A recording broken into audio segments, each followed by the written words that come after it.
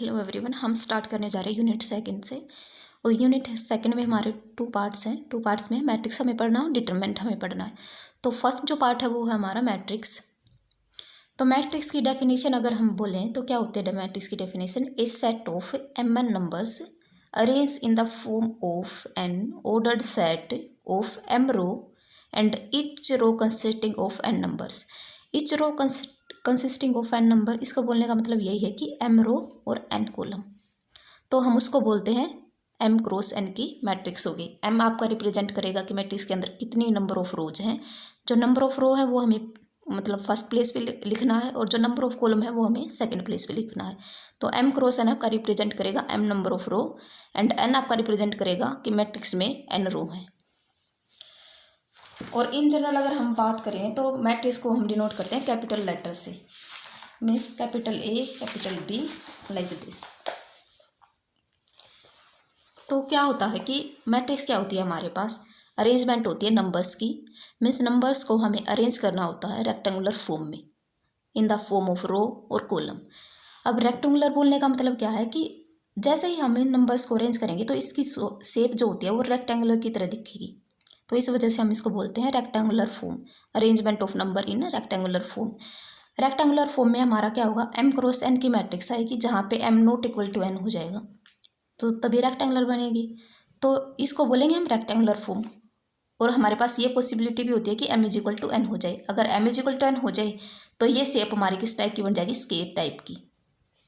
Square type की shape आपकी आएगी अगर आपके नंबर ऑफ रो और नंबर ऑफ कॉलम इक्वल हैं तो उस केस में हम मैट्रिक्स को अलग नाम दे देंगे। और नंबर ऑफ रो अगर नंबर ऑफ कॉलम्स के इक्वल नहीं है तो हम मैट्रिक्स को बोल देंगे रेक्टेंगुलर मैट्रिक्स या रेक्टेंगुलर अरेंजमेंट ऑफ नंबर्स। तो जैसे मैंने आपको बोला था कि मान लीजिए आपके पास ये गिवन डाटा है, S1 स्टूडेंट है, एक स्टूडेंट S2 है, और मेरे पास डिटेल है मार्क्स की। स्टूडेंट के मार्क्स हैं 3 पेपर्स के मार्क्स की डिटेल है मेरे पास, लाइक फिजिक्स, केमिस्ट्री और मैथ। तो मेरे को क्या करना है कि इस नंबर्स को मेरे को रेक्टेंगुलर फॉर्म में अरेंज करना है। मान लीजिए मैट्रिक्स की नोटेशन मैंने आपको बताई थी कि मैट्रिक्स को हम कैपिटल लेटर से डिनोट करेंगे। मान लीजिए मैंने इसको डिनोट कर दिया कैपिटल A से। तो इसको मैं अरेंज करूँगी 2 5 7 8 9 5। तो जो आपकी रो है, जो हॉरिजेंटल लाइन है, हॉरिजेंटल लाइन वो आपकी होती है रो, और जो वर्टिकल लाइंस होती हैं वो आपकी होती हैं कॉलम।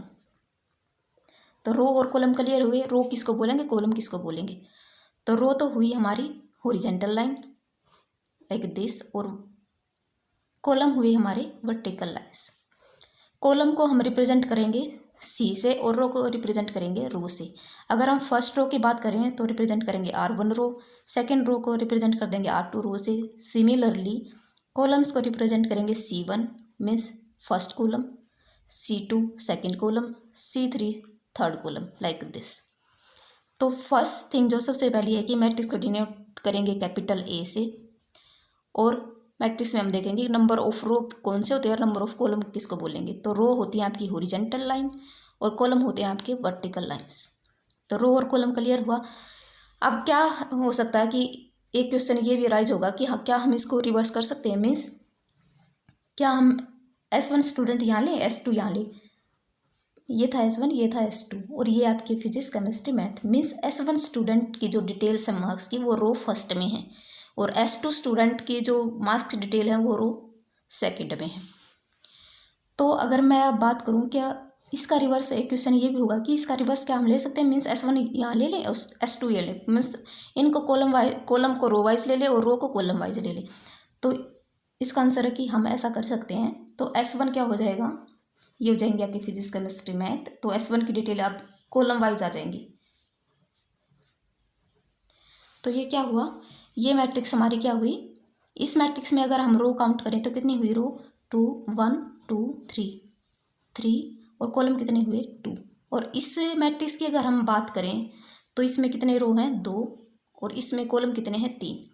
एक ये भी ध्यान आपको रखना है कि m क्रॉस n अगर हम लिख रहे हैं तो इसका मतलब है जो फर्स्ट एंट्री है मीन्स जो m है वो आपका रिप्रेजेंट करेगा किसको, रिप्रेजेंट नंबर ऑफ रो। और जो सेकंड एंट्री है वो आपकी रिप्रेजेंट करेगी इसको नंबर ऑफ कॉलम। तो यहाँ पे मेरे पास क्या था कि 3 रो थे, तो मैंने फर्स्ट एंट्री पे लिखा 3, मीन्स 3 रो है मैट्रिक्स में, और कॉलम कितने हैं 2, तो मैंने लिखा 2। सिमिलरली हेयर जो फर्स्ट यहाँ पे हमारे पास रो कितनी थी 2, तो मैंने लिखा 2, फर्स्ट प्लेस पे 2, मीन्स जो रो है वो फर्स्ट प्लेस पे आएंगी और कॉलम सेकंड प्लेस पे आएंगी। तो इसी के अकॉर्डिंग इसका जो ऑर्डर हुआ 2 क्रॉस 3 और इसका ऑर्डर हुआ 3 क्रॉस 2। मीन्स अगर m क्रॉस n की कोई मैट्रिक्स है, ए कोई भी मैट्रिक्स है m क्रॉस n की, इसका मतलब मैट्रिक्स में m रो है n कॉलम है, और इस m क्रॉस n को क्या बोलते हैं हम, order of the matrix, order of the matrix. और मैट्रिक्स की नोटेशन आपकी होगी, कैपिटल लेटर से हम डिनोट करेंगे। रो किसको बोलेंगे, कॉलम किसको बोलेंगे, फर्स्ट, ये क्लियर होना चाहिए। और जो थर्ड थिंग हमारी आएगी वो है order of the matrix. Order of the matrix इससे रिप्रेजेंट करेंगे हम नंबर ऑफ रोज, अगर वर्ड्स में हम लिखना चाहिए number of words row into number of column. ये आपका हो जाएगा order of the matrix, order of the matrix. एक जनरल मैट्रिक्स मैं लेती हूँ, मान लीजिए मेरे पास मैट्रिक्स है ए। सारी चीज़ें आपको रिवाइज करते चलना साथ साथ में। मैट्रिक्स ए, क्योंकि कैपिटल लेटर से हम मैट्रिक्स को डिनोट करते हैं, तो मैंने लिया मैट्रिक्स के नोटेशन के लिए कैपिटल ए, और यहाँ पे मैंने इसकी एंट्री ले ली A11, A12, A13, A21, A22, A23, A31, A32, A33। ये आपके नंबर्स हो सकते हैं, मीन्स 1 2 3 4 इस तरह के नंबर्स हो सकते हैं, या आपके ये वेरिएबल हो सकते हैं, मीन्स XYZ ABC इस तरह से। तो अगर मैं बात करूँ तो ये है मेरे पास रो फर्स्ट, मीन्स R1 रो, ये हॉरिजॉन्टल लाइन। सेकंड है ये मेरे पास R2 रो है, और ये मेरे पास क्या है R3 रो। अब इसकी मैं बात करूँ, ये क्या है C1 मीन्स फर्स्ट कॉलम, इसकी बात करूँ तो सेकंड कॉलम, और ये हमारे पास हो गया थर्ड कॉलम। तो मेरे पास टोटल कितनी हुई 3 रो हुई और 3 कॉलम हुई। इसका मतलब ऑर्डर ऑफ ए अगर मैं लिखना चाहूँ, ऑर्डर ऑफ ए, तो मेरे पास क्या होगा नंबर ऑफ रोज जो कि हमारे पास 3 है, इनटू नंबर ऑफ कॉलम जो कि हमारे पास क्या है 3 ही है। तो ये क्या हो गया ऑर्डर हो गया किसका, मैट्रिक्स का। और जो भी एलिमेंट्स या एंट्री अगर हम बोलें A11, A12, ये सब जो एंट्रीज हैं AIJ मैं इसको लिख सकती हूँ, और I और J आपके क्या हैं 1 और 3 के बीच में, 1 और 3 के बीच में। तो AIJ जो मैंने यहाँ पे लिखे हैं एलिमेंट्स, इनको बोलते हैं entry of the matrix, entry of the matrix. तो हमारे पास कितनी चीज़ें हुई, फर्स्ट नोटेशन हुई, रेक्टेंगुलर फॉर्म में हमें नंबर्स को क्या करना होता है मैट्रिक्स में अरेंज करना होता है। फिर हमें देखनी होती है रो और कॉलम, हॉरिजॉन्टल लाइन आपकी रो और वर्टिकल लाइन आपकी रो कॉलम। फिर नेक्स्ट आता है हमारा order of the matrix. Order of the matrix क्या होता है, सबसे पहले आपको लिखना number of rose cross number of column, तो वो आपका रिप्रेजेंट करेगा order of the matrix. Means ये मैट्रिक्स अगर कोई मुझसे पूछे तो मैं बोलूँगी ये मैट्रिक्स कितने ऑर्डर की है 3 क्रॉस 3 की, ऐसे बोलेंगे 3 क्रॉस 3। फिर हमारे पास आता है AIJ, मीन्स जो एलिमेंट्स मैंने इस रेक्टेंगुलर बॉक्स के अंदर लिखे हैं उसको क्या बोलूँगी मैं, entry of the matrix. Means A11, A12, A13 ये सभी क्या है एंट्री है मैट्रिक्स की, एंट्री ऑफ द मैट्रिक्स। ठीक है, तो अब मैं ये बोलना चाह रही हूँ, ये जो अगर मैं इस फर्स्ट एलिमेंट को लूँ, तो फर्स्ट एलिमेंट अगर आप देखना चाहें तो किस में, अगर रो और कॉलम वाइज की फॉर्म में अगर मैं बोलना चाहूँ तो A11 क्या हमारा फर्स्ट रो और फर्स्ट कॉलम में एलिमेंट है। मीन्स AIJ अगर ये एलिमेंट्स की मैं बात करूँ और मैं ये देखना चाहूँ कि ये एलिमेंट कहाँ पे होगा, तो ये एलिमेंट क्या होगा ith रो में, ith row and jth column. For example मान लीजिए मैट्रिक्स है A32, तो मेरे को ये देखना है किसी मैट्रिक्स में A32 एलिमेंट्स की पोजीशन कहाँ होगी। तो मैं देखूंगी जो फर्स्ट नंबर होता है वो आपकी रो होती है, means second row, third row, और सेकंड जो एलिमेंट होता है वो आपका कॉलम को रिप्रेजेंट करता है, मीन्स सेकंड कॉलम C2। तो मैं क्या करूँगी, R3 रो में जाऊँगी और C2 कॉलम, मीन्स R3 रो और C2 कॉलम जहाँ पे ये इंटरसेक्ट करेंगे, मीन्स ये एलिमेंट हमारा क्या होगा, A32। सिमिलरली ये जो एलिमेंट है A23 ये रिप्रेजेंट करेगा कि जो एलिमेंट की पोजीशन है वो कहाँ पे है, रो सेकंड है और कॉलम थर्ड है, और ये आपका रिप्रेजेंट करेगा कि रो आपकी सेकंड है और कॉलम आपका फर्स्ट है। तो जनरल अगर हम बात करें AIJ की, तो मीन्स ये एलिमेंट ith रो में है और jth कॉलम में है। ठीक है, मैट्रिक्स की notation, row and column, order, entry, और जो एलिमेंट्स की पोजीशन, अगर इस तरह से हमें एलिमेंट गिवन है तो उसकी पोजीशन हम निकाल सकते हैं, मीन्स ith रो में जाएंगे और jth कॉलम में, तो हमें वो एलिमेंट मिल जाएगा। इसके बाद ऑर्डर ऑफ द मैट्रिक्स आपका हो गया। जनरल फॉर्म ये हो गया आपकी जनरल फॉर्म। और मैट्रिक्स को अगर मैंने मैट्रिक्स को ऐसे लिखा है रेक्टेंगुलर फॉर्म में, आप इसको ऐसे भी लिख सकते हैं। मीन्स अगर कोई मैट्रिक्स मेरे को गिवन है 1 2 3 4, ये एंट्री हुई 1 2 3 4, ऑर्डर कितना हुआ, 2 रो है 2 कॉलम, ये हो गया ऑर्डर 2 क्रॉस 2 का ऑर्डर। फिर अगर, और मैं इसी को ऐसे भी लिख सकती हूँ 1 2 3 4, मीन्स इस तरह से ब्रैकेट लें या ऐसे लें, दोनों बात सेम है। तो ये भी कितने की ऑर्डर की होगी, 2 क्रॉस 2 की। तो ये जनरल नोटेशन है मैट्रिक्स की, कि मैट्रिक्स को हमें नंबर्स को रेक्टेंगुलर फॉर्म में अरेंज करना है। फिर एलिमेंट्स क्या होते हैं, ऑर्डर क्या होता है मैट्रिक्स का, और एंट्री, अगर हमें कोई जनरल एंट्री गिवन है तो उस एंट्री को हम मैट्रिक्स में कैसे सर्च कर सकते हैं, इसके हेल्प से AIJ। मीन्स AIJ एलिमेंट अगर हमने मैट्रिक्स में देखना कि किस पोजीशन पे होगा, तो हम कहाँ जाएंगे, ith रो और jth कॉलम में जाएंगे। तो ये कुछ जनरल जो थिंग्स आपकी मैट्रिक्स की वो यहाँ से क्लियर होती हैं। फिर है हमारे पास type of the matrix. Type, various type है मैट्रिक्स के, row matrix, column matrix, rectangular, square, null, zero, diagonal matrix, scalar matrix, unit और identity matrix, triangular matrix, comparable matrix. Matrix क्या होती हैं, इक्विवेलिटी ऑफ द मैट्रिक्स, कि दो matrix को हम इक्वल कब बोलेंगे या दो मैट्रिक्स को कंपेरेबल कब बोलेंगे। अब एक बार अगर हम सिंपली एक मैट्रिक्स का जिक्र करें तो उसको हम बोलेंगे मैट्रिक्स में सिंगुलर फॉर्म, अगर मैं बोलूँ मैट्रिक्स की।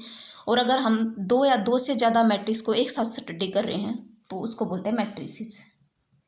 मैट्रिसेस मीन्स यहाँ पे जो हम डिस्कस करेंगे प्रॉपर्टी के बारे में, तो हम यहाँ पे डिस्कस करेंगे दो या दो से ज़्यादा मैट्रिक्स, मीन्स ये प्लूरल फॉर्म है किसकी, मैट्रिक्स की, मैट्रिसेस।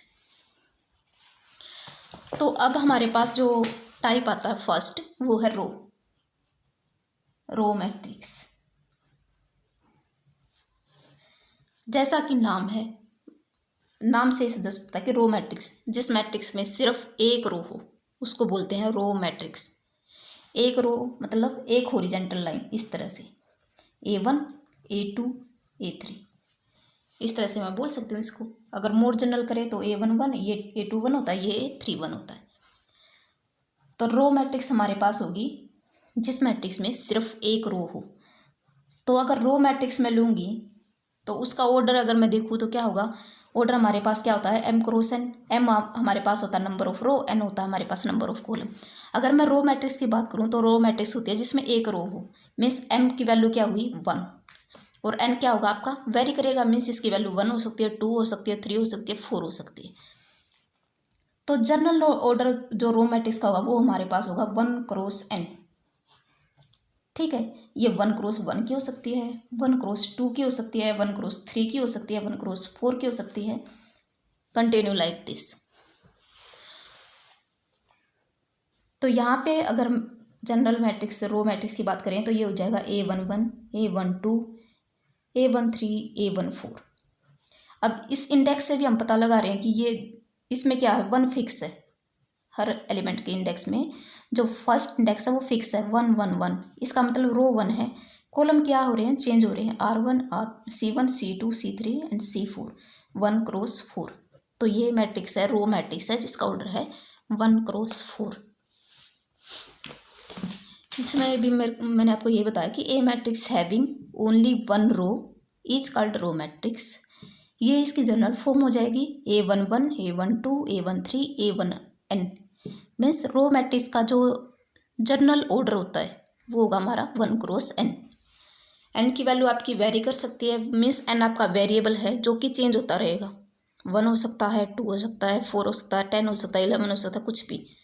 बट जो रो हैं वो आपकी फिक्स रहेंगी। रो हमें एक ही लेनी है तो हम उसको बोलेंगे रो मैट्रिक्स।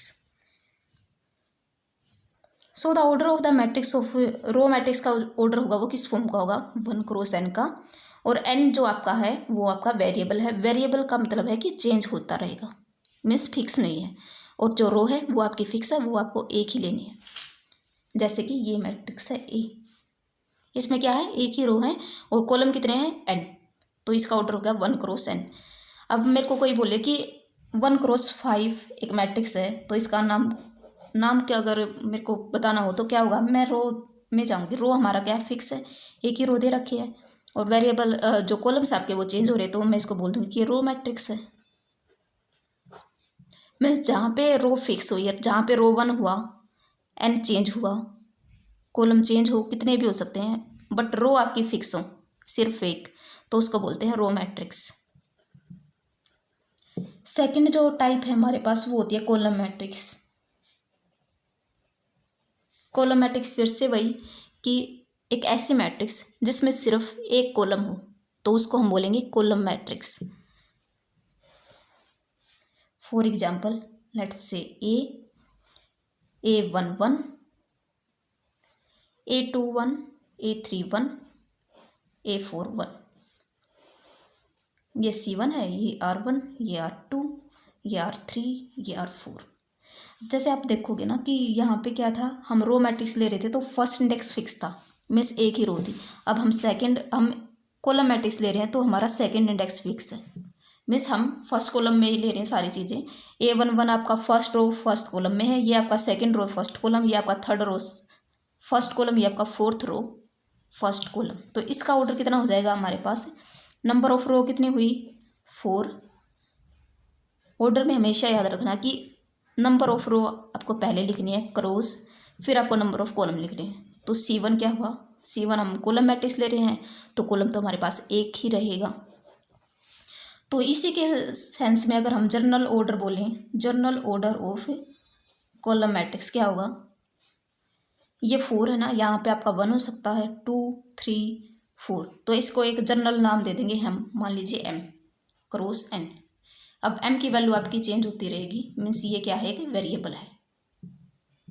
वेरिएबल उसी को बोलते हैं जिसकी वैल्यू फिक्स ना हो, चेंज होती रहे। तो ये जनरल ऑर्डर किसका हुआ, कॉलम मैट्रिक्स का।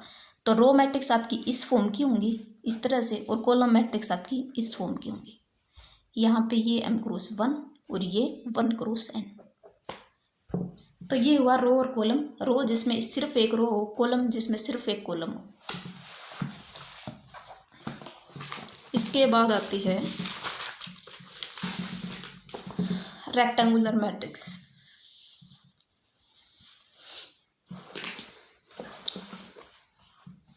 तो थर्ड है जो हमारे पास वो है रेक्टेंगुलर मैट्रिक्स।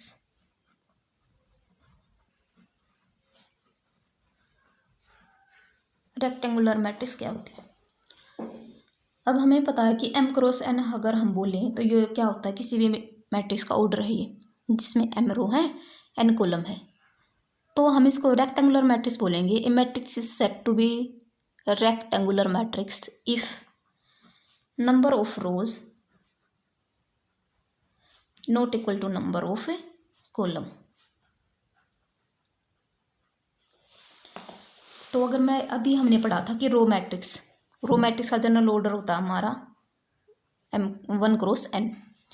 अब अगर मैं n की वैल्यू 1 लूँ तो उसको तो n की वैल्यू 1 हमें लेनी नहीं है, तो n की वैल्यू अगर 2 लूँ, n की वैल्यू 3 लूँ, तो मीन्स को सा भी n की वैल्यू कोई भी चूज करूँ एक्सेप्ट 1, तो ये मैट्रिक्स हमारी क्या बन जाएगी, रेक्टेंगुलर। सिमिलरली कॉलम के केस में हो जाएगा, अगर m की वैल्यू मैं m=1 को छोड़ दूँ और बाकी कोई भी वैल्यू अगर इसकी लूँ तो नंबर ऑफ रो और कॉलम इक्वल नहीं होंगे तो मैट्रिक्स को क्या बोल सकते हैं, रेक्टेंगुलर मैट्रिक्स। तो रो मैट्रिक्स अगर हमने रेक्टेंगुलर मैट्रिक्स बनानी है तो n की वैल्यू हमें 1 नहीं लेनी, और सिमिलरली अगर हमें कॉलम मैट्रिक्स को रेक्टेंगुलर बनाना तो m की वैल्यू हमें 1 नहीं लेनी, क्योंकि अगर 1 लेंगे तो ये क्या हो जाएंगे, number of row is equal to number of column, दोनों 1 1 हो जाएंगे। सिमिलरली अगर n की वैल्यू 1 लेंगे तो यहाँ पे नंबर ऑफ रो और नंबर ऑफ कॉलम आपके सेम हो जाएंगे। बट रेक्टेंगुलर मैट्रिक्स के केस में क्या होता है कि हमारा नंबर ऑफ रोज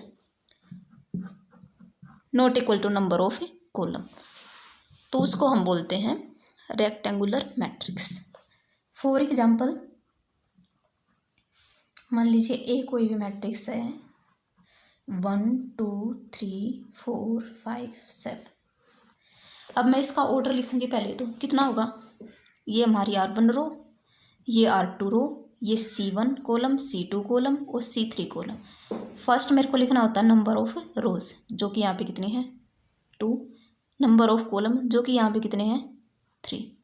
तो इस मैट्रिक्स का, ये मेरे पास एक मैट्रिक्स है जिसका ऑर्डर है 2 क्रॉस 3, तो इस मैट्रिक्स को मैं क्या बोल दूंगी, rectangular matrix, because 2 not equal to 3 means number of rows not equal to number of column, तो इसको मैं बोलूँगी रेक्टेंगुलर मैट्रिक्स।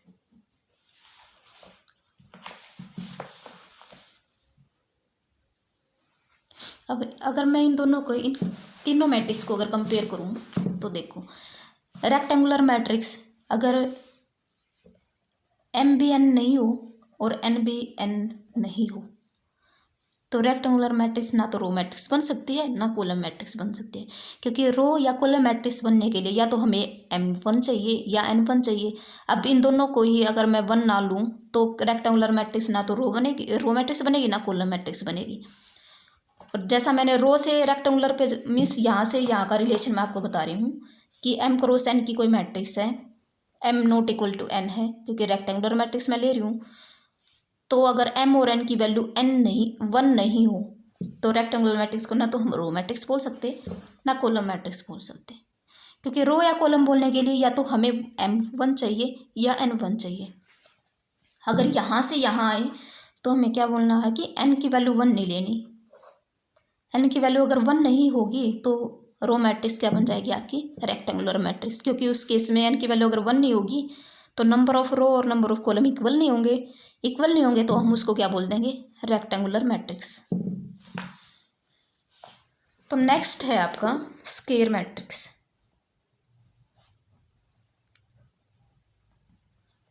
स्क्वायर मैट्रिक्स क्या होती है, a matrix is said to be square matrix if number of rows equal to number of column, means m is equal to n। किसी भी matrix के ऑर्डर में अगर हम जाएं m क्रॉस n में और हमें ये दिखे कि m की वैल्यू n की इक्वल है, लाइक 2 क्रॉस 2, 3 क्रॉस 3, 4 क्रॉस 4, इस टाइप का ऑर्डर जिस भी मैट्रिक्स का होगा उसको हम बोलेंगे स्क्वायर मैट्रिक्स। फॉर एग्जाम्पल मान लीजिए ए कोई भी मैट्रिक्स है 1 2 3 5। अब क्लियरली यहाँ पे क्या है कि 2 रो है हमारे पास तो 2 और 2 ही कॉलम है, तो मैट्रिक्स का ऑर्डर कितना हुआ 2 क्रॉस 2 का। इसका मतलब m is equal to n हो गया, यहाँ पे m is equal to n हो गया, तो इसका मतलब क्या है, ए इज स्क्वायर मैट्रिक्स। तो ए को हम क्या बोलेंगे, स्क्वायर मैट्रिक्स बोलेंगे। ये थी आपकी स्क्वायर मैट्रिक्स। इसके बाद आती है आपकी नल और जीरो मैट्रिक्स। नल और जीरो, जैसा नाम है जीरो मैट्रिक्स मीन्स मैट्रिक्स की हर एंट्री जीरो, तो उसको हम बोलते हैं नल मैट्रिक्स या हम उसको बोलते हैं जीरो मैट्रिक्स। और इसके लिए हम स्पेशल नोटेशन यूज करते हैं capital O to represent null matrix. तो a matrix is said to be null or zero if all a I j, i और j की वैल्यू कहाँ से कहाँ तक होगी आपकी 1 और n से, अगर हम n क्रॉस n का मैट्रिक्स ले रहे हैं तो। तो मीन्स ए आई जे आपकी क्या रिप्रेजेंट करती है, एंट्री रिप्रेजेंट करती है मैट्रिक्स की। तो मेरे को लेना कि जीरो मैट्रिक्स लेनी है, इसका मतलब हर एलिमेंट मैट्रिक्स का क्या होना चाहिए, जीरो। इसका मतलब हर एंट्री क्या होगी, जीरो। ये आपकी रेक्टेंगुलर भी हो सकती है, स्क्वायर भी हो सकता है, मीन्स इसका ऑर्डर 2x2 का भी हो सकता है, 2x3 का भी हो सकता है। तो अगर मैं एग्जाम्पल की बात करूँ तो 0 0 ये आपकी क्या है, ओ से ही हम इसको डिनोट करेंगे, ये आपकी जीरो मैट्रिक्स। क्यों है जीरो मैट्रिक्स, क्योंकि जो भी एंट्री है सारी क्या है, जीरो। ओ 3x3 मीन्स जीरो मैट्रिक्स। इसका मतलब होता है कि ओ मीन्स जीरो मैट्रिक्स हमें लेनी है, कितने ऑर्डर की, 3x3 की। मीन्स एक मैट्रिक्स बनानी है जिसमें 3 रो होंगी, 3 कॉलम होंगी, और हर एंट्री क्या लेनी है, जीरो 0 0 0 0। तो इस तरह से ये क्या होगी, जीरो मैट्रिक्स है, और कितने ऑर्डर की है, 3x3 की। इसके बाद आपका आता है डायगोनल मैट्रिक्स।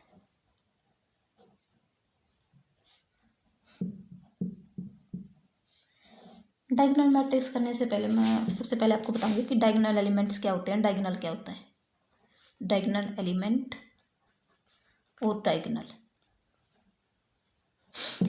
जनरल फॉर्म में मैट्रिक्स के लिए लेती हूँ, जैसे A11 A12 A13 A21 A22 A23 A31 means third column first, third row first column, A32 third row second column, A33 third row third column.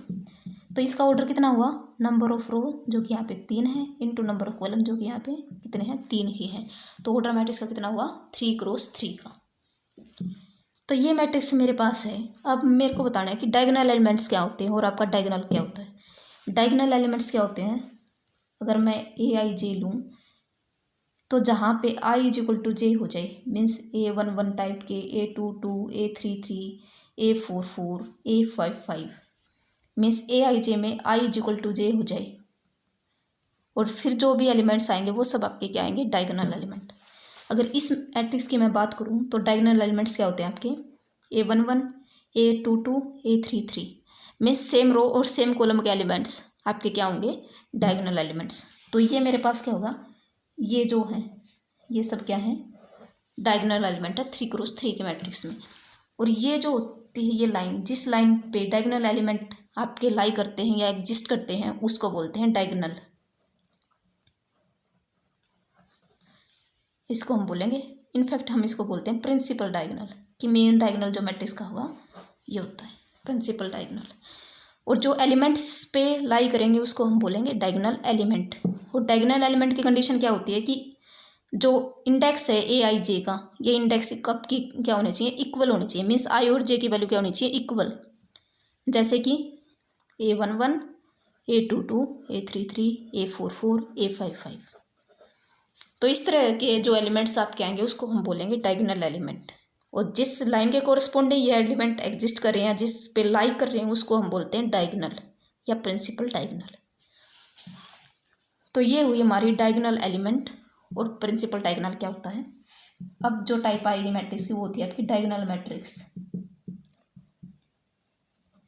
And yes, ये आपके diagonal element हो गए। तो जो बाकी एलिमेंट्स बच गए, ये वाले और ये वाले, इनको हम बोलेंगे non diagonal element.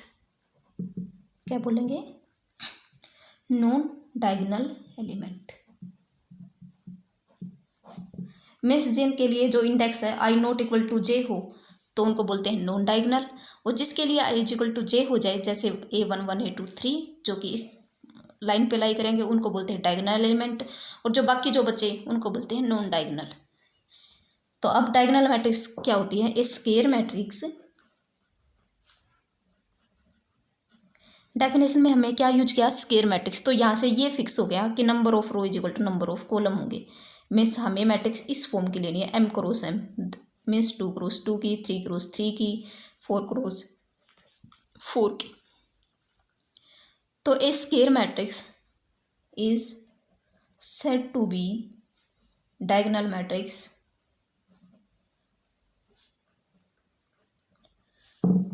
if non diagonal entry are zero.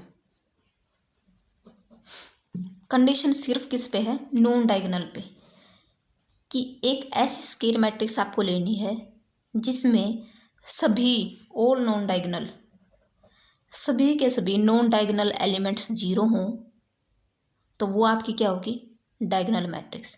सिर्फ नॉन डायगोनल एलिमेंट्स पे कंडीशन जीरो है। अब जो डायगोनल एलिमेंट्स होंगे, अगर ये बोले कि भाई डायगोनल एलिमेंट्स क्या होंगे, तो डायगोनल एलिमेंट्स आपके जीरो भी हो सकते हैं, नॉन जीरो भी हो सकते हैं, वो चाहे कुछ भी हो, हमें उस बात से फ़र्क नहीं पड़ता। हमें बस सिर्फ ये देखना कि नॉन डायगोनल एलिमेंट जीरो होनी चाहिए और मैट्रिक्स का ऑर्डर क्या होना चाहिए, n×n टाइप का, मीन्स स्क्वायर मैट्रिक्स होनी चाहिए। तो डायगोनल एलिमेंट्स की दो कंडीशन होगी, first square matrix and the second Aij is equal to zero for all i not equal to j। इस बात को लिखने का मतलब क्या है कि Aij इक्वल टू जीरो, वो सारी एंट्री जीरो हो जाएंगी जिसके लिए i और j की वैल्यू सेम ना हो, मीन्स A13 A12 A23 इस टाइप की एंट्री जिसमें ये दोनों नंबर सेम ना हो, वो सभी की सभी क्या हो जाएंगे, जीरो। तो हम उसको बोलते हैं डायगोनल मैट्रिक्स। फॉर एग्जांपल मान लीजिए ये है मेरे पास 1, ये डायगोनल एलिमेंट है, यहाँ पे मैं कुछ भी लिखूँ 1 2 0 0 0 0, तो ये मेरे पास क्या होगी, डायगोनल एलिमेंट। क्यों होगी डायगोनल मैट्रिक्स, क्यों डायगोनल मैट्रिक्स हुई, क्योंकि ये हमारा मेन डायगोनल है, इससे ऊपर वाली एंट्री भी जीरो और नीचे वाली भी जीरो। इसका मतलब सभी नॉन डायगोनल एंट्री क्या होगी, जीरो। अगर वो जीरो हो गई तो, और मैट्रिक्स का ऑर्डर कितना हुआ, स्क्वायर मैट्रिक्स है 3×3 की, और हर नॉन डायगोनल एलिमेंट जीरो, तो मैट्रिक्स क्या होगी, this implies A is diagonal element, diagonal matrix. Diagonal matrix को हम मोस्ट ऑफ द केसेस में रिप्रेजेंट करें, वैसे तो आप किसी से भी कर सकते हैं, बट मोस्टली हम रिप्रेजेंट करते हैं डी से, कैपिटल डी से। और यहाँ पे हम लिख सकते हैं A11 A22 A33, क्योंकि डायगोनल एलिमेंट्स में क्या होता है, डायगोनल मैट्रिक्स में क्या होता है कि ये एंट्री आपकी चेंज हो सकती हैं, कुछ भी हो सकती हैं, वो आप यहाँ लिख देंगे। मान लीजिए डायगोनल मेरा 1 2 3 है, इसका मतलब क्या है कि एक डायगोनल मैट्रिक्स मेरे को लेनी है जो कि 3 एंट्री है, इसका मतलब 3×3 की ही लेनी है, जिसके डायगोनल एलिमेंट 1 2 3 है। तो मैं इस मैट्रिक्स को कैसे लिखूंगी, डायगोनल एलिमेंट है हमारे 1 2 3, मीन्स फर्स्ट रो में A11 एलिमेंट 1 है, बाकी जीरो, A22 एलिमेंट 2 है, बाकी जीरो, A33 एलिमेंट क्या है, 3 है, बाकी जीरो। तो इस ऐसे मैट्रिक्स लिखे या ऐसे लिखें, दोनों बात एक ही है। तो ये होती है आपकी डायगोनल मैट्रिक्स। दो कंडीशन होगी, स्क्वायर मैट्रिक्स और नॉन डायगोनल एलिमेंट आपके क्या होंगे, जीरो, तो उसको हम बोलते हैं डायगोनल मैट्रिक्स। फिर हमारी आती है स्केलर मैट्रिक्स।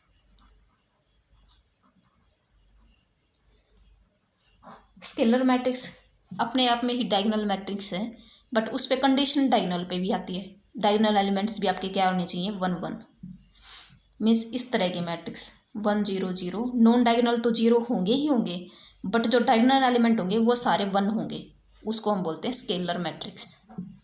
तो ये मैट्रिक्स आपकी क्या होगी, स्केलर। डायगोनल तो या ये है, मीन्स हर स्केलर क्या हो जाएगी, डायगोनल हो जाएगी, every scalar is diagonal matrix. क्यों, क्योंकि डायगोनल मैट्रिक्स में तो हमें कम ही कंडीशन लेनी होती है। डायगोनल मैट्रिक्स में हमें सिर्फ ये देखना होता है कि नॉन डायगोनल जीरो है और मैट्रिक्स स्क्वायर है, स्क्वायर मैट्रिक्स है, तो ये क्या होगी, डायगोनल मैट्रिक्स। डायगोनल भी होगी, और हर यूनिट अगर डायगोनल का हर एलिमेंट 1 है तो इसको बोलते हैं हम स्केलर मैट्रिक्स। तो ये हमारी हुई स्केलर मैट्रिक्स।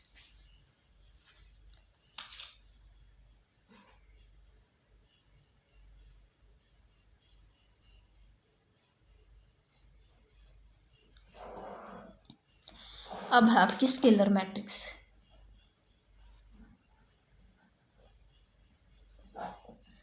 स्केलर मैट्रिक्स में आपको क्या करना होता है कि स्केलर मैट्रिक्स आपकी एक तरह की डायगोनल मैट्रिक्स ही है। उसमें आपको क्या लेना होता है कि जो डायगोनल के एलिमेंट है वो आपको सारे के सारे इक्वल लेने होते हैं। मीन्स जैसे मैंने डायगोनल में यहाँ पे लिखा था 1 2 3, तो ये डायगोनल तो है बट स्केलर नहीं होगी, क्योंकि स्केलर मैट्रिक्स क्या बोलती है कि स्केलर मैट्रिक्स में जो एंट्री आप डायगोनल पे लोगे वो सारी सेम होनी चाहिए। जैसे कि 1 0 2 0 0 0 2 0 0 0 2। तो ये डायगोनल तो है ही। डायगोनल क्यों है? क्योंकि नॉन डायगोनल जीरो है और स्केयर मैट्रिक्स है, तो डायगोनल तो है ही। स्केलर में एक कंडीशन और ऐड हो जाती है, मीन्स नॉन डायगोनल तो जीरो होने चाहिए, मैट्रिक्स स्केयर होनी चाहिए, और थर्ड कंडीशन एक और आ जाती है कि जो आपके डायगोनल एलिमेंट्स हैं, मीन्स ये वाले जो एलिमेंट हैं A11 AI टाइप के, AJJ टाइप के, ये जो एलिमेंट या ये बोलें या ये, तो ये जो डायगोनल एलिमेंट है ये आपके सारे के सारे क्या होने चाहिए? इक्वल होने चाहिए। मीन्स ये एंट्री 2 है तो ये भी 2 होगी, ये भी 2 होगी। ऐसा नहीं हो सकता कि ये 2 हो जाए, ये 3 हो जाए, ये 4 हो जाए, तब तो वो डायगोनल होगी बट स्केलर नहीं हो सकती। तो स्केलर होने के लिए एक कंडीशन और होगी एक्स्ट्रा, उसमें हमने क्या लेना होता है कि जो डायगोनल एलिमेंट्स हैं वो भी हमें क्या लेने होते हैं? इक्वल। फिर हमारी आती है यूनिट और आइडेंटिटी मैट्रिक्स। यूनिट और आइडेंटिटी मैट्रिक्स भी एक तरह की डायगोनल मैट्रिक्स है, बट इस केस में क्या होता है, यूनिट और आइडेंटिटी मैट्रिक्स को हम जनरली किससे रिप्रेजेंट करेंगे? कैपिटल आई से। कुछ मैट्रिक्स की मैंने नोटेशन आपको ये बताई थी कि नोटेशन आपको कैपिटल लेटर से डिनोट करनी है, बट जैसे ही हम टाइप पढ़ रहे हैं उसमें मैंने कुछ मैट्रिक्स की नोटेशन आपको फिक्स बताई है। जैसे आइडेंटिटी मैट्रिक्स की नोटेशन होती है आई, कैपिटल आई। जीरो मैट्रिक्स की होती है कैपिटल ओ, और डायगोनल की होती है इंटरनल कैपिटल टी। तो अगर मैं ये कहूँ कि IN क्रॉस N, या मैं कहूँ मान लीजिए N को फिक्स ही कर लो 3 क्रॉस 3, तो इसका मतलब क्या है कि ये क्या है? आइडेंटिटी मैट्रिक्स है कितने ऑर्डर की? 3 क्रॉस 3 की। और आइडेंटिटी मैट्रिक्स क्या होती है? आपकी एक टाइप्स की डायगोनल मैट्रिक्स ही होती है, बट उस केस में क्या होता है कि आपके हर डायगोनल एलिमेंट क्या होने चाहिए? 1। ऑल डायगोनल एलिमेंट्स आर 1, या यूनिट भी हम इसको बोलते हैं। इसका मतलब डायगोनल मैट्रिक्स लेनी है जिसके डायगोनल एलिमेंट्स क्या हों? 1। मीन्स 3 क्रॉस 3 की एक डायगोनल मैट्रिक्स लेंगे जिसके डायगोनल एलिमेंट 1 हो गए। इसका मतलब फर्स्ट डायगोनल एलिमेंट 1, फिर 0, फिर 1, फिर 0, फिर 0, फिर 1। तो हर डायगोनल एलिमेंट क्या हो गया? 1, और नॉन डायगोनल क्या हो गए? 0। मैट्रिक्स स्क्वायर है तो इसको हम बोलेंगे आइडेंटिटी मैट्रिक्स। आइडेंटिटी जैसे स्केलर मैट्रिक्स में क्या होता था हमारा? स्केलर मैट्रिक्स आइडेंटिटी कब बन जाएगी? जब हर एक एलिमेंट 1 1 हो जाए, ठीक है, तो हम उसको क्या बोलते हैं? Scalar matrix. ये आपकी क्या होगी? Identity matrix. तो आज के लिए बस इतना ही करेंगे।